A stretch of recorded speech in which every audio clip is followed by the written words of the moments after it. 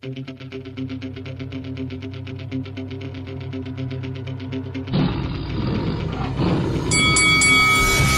is Carl the Cobra Frutch, and you're watching Lights Out. This is Faisal Khan for Lights Out, proudly sponsored by Spartans Law. We're here in London at Alexandra Palace, ahead of this Sunday night's Sky Sports breakthrough show. Sunday afternoon. Delighted to be joined by Sky Sports' very own Mr. Johnny Nelson. How you doing, Johnny? I'm all right, thank you. It was raining when I left Sheffield, so I've come all wrapped up and everything. Got to London, sun shining, boy. So I'm good. Looking forward to this Sunday. Yeah, it promises to be a very exciting show, especially for a Sunday evening as well, which is another reason why it's more. Might be a new lick. You know, you're dropping some on a Sunday. Might be a new lick, Sunday afternoonish. So you never know. Might catch on. Well, let's just talk about last night's announcement. It's been confirmed that on the 21st of January 2023, Chris Eubank Jr. will take on Liam Williams live on Sky Sports box office in Manchester. First of all, thoughts on the fight itself, Johnny? Good fight. I think it's a really good fight you've got, and the experience of Liam Williams. Liam Smith. Getting on, you know, he's got that. He's been there. He's done that all, and of course, and you've got Chris.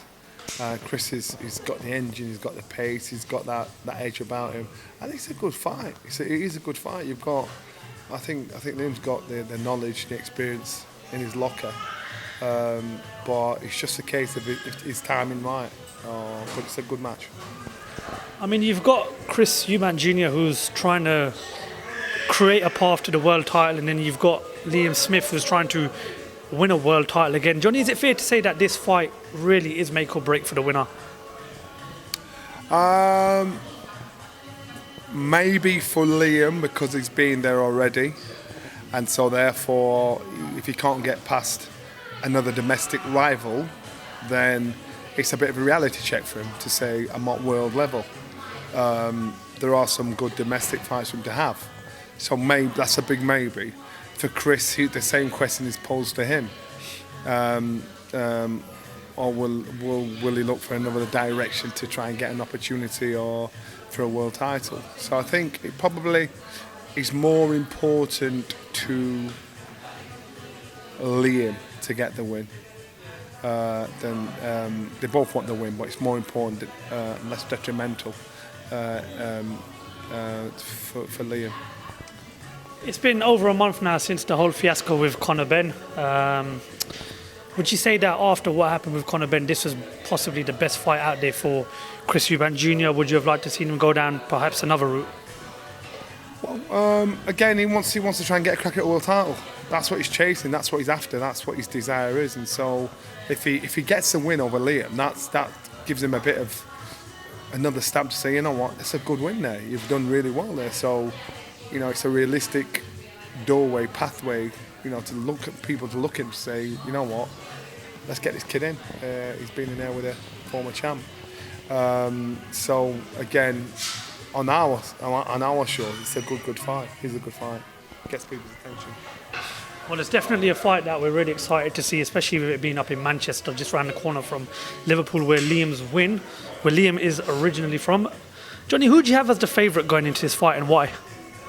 It's hard because I see the pros for Chris is his pace, his engine. I think he's got more ring freshness left about him. Liam has experience, he has the skill. I think he's probably a little more shot worn than Chris. So now it's against experience against inexperience at a certain level. It's against wisdom against brawn. As Chris has the brawn, he has the pace, he has that freshness about him. It's a tough one. It is a tough one, and I'd be hard pushed at that. But I can see how both fighters can pull off the win. Okay, moving on now. Let's just talk about this Sunday night show at Alexandra Palace. A very exciting show. Let's talk about the main event: Adam Azim versus Charlton. A massive step up so early in his career for Adam. Are you confident that he gets the job done on Saturday night? And what will Charlton bring out of Adam in this fight? Adam, if he is the heir apparent, he has to do a job. and he has to show why he's the heir apparent. He has to be, and I mean, if he's the star that they say he's going to be, domestic level, he has to kind of make easier work of it than you would somebody else at his level as a professional fighter. And what I've seen about Adam, I think he's that guy. Has the power, the professionalism, the skill, the pace, everything about him. You've got to ignore the hype, ignore what's said. You want to pay attention to what you see. So if Adam is the guy, they talk about behind the scenes, what you see, he can back it up. And in doing that, if he can back it up, he should get a job done here. But again, it's not a given because his opponent poses some dangers, poses some powers, poses a threat, and he's going to ask 1,000,001 questions. Will Adam give him the chance to ask all questions, or will he shut him out? So I think this might be one of those fights, and I'm quite sure we'll have a few more, where we say, is this the one? Is this the fight that's going to ask the questions of Adam? So I think it's a good fight, but I expect him to pull off the win. Amir Khan has dubbed Adam Azim to be the next Amir Khan, and from what you've seen early on in Adam's career, is it fair to say that there's a slight comparison there, and Adam does have what it takes to become the next Amir Khan, or perhaps maybe even better, or is it too earlier on in his career to make those comparisons, John? Amir Khan was the fastest fighter I've ever seen live. Punch power, Adam's punch power blitzes Amir's. So Adam can punch fast and knock somebody out with the power that he has. So there's similarities in regards to the speed, but there's nobody I've seen that is faster than Amir Khan. But Adam has the power, so he's got that finish, which is a crowd pleaser, which gets the public's attention. And so if he polishes that off, on top of his boxing ability, then I think he'll blitz most people that have been in his position at this stage in their career. And just a quick mention on the rest of the card, you've got Laron Richards versus Zach Chelly, another good fight. And you've also got Hassan Azim featuring on the card. You've got Michael Lowell going for the British title. I mean, first of all, just talk to us a bit about the rest of the card, and a massive shame in terms of Dion Juma, who's scheduled to feature on this card, but unfortunately has had to call time on his career due to an injury. Yeah, so that is always sad when that happens to the fighter, having to just bow out through injury. Of course, I'm looking forward to the British title fight, Cruiserweight Lowell. Richardson, I think that's a fight, my old belt, my old division, and again, Lowell's just been on the peripherals. He's just been on the edges for people to give him a bit of credit. Now he's fighting for the British title. Good fight. Chile against Laron. That, to me, again, good fight. That might be fight of the night because you've got brawn against brain. You've got a skill stir against somebody that's crude, aggressive, wants to get stuck in there. Down the line, I don't know if they're going to show that. Shannon Ryan's in action. I've just seen him walk past there.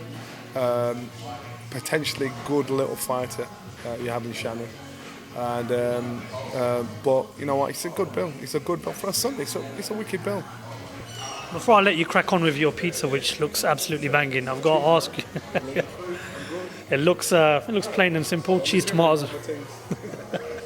I've got to ask you before I let you go. I would like obviously to carry on talking, but I'm not going to let your food get cold.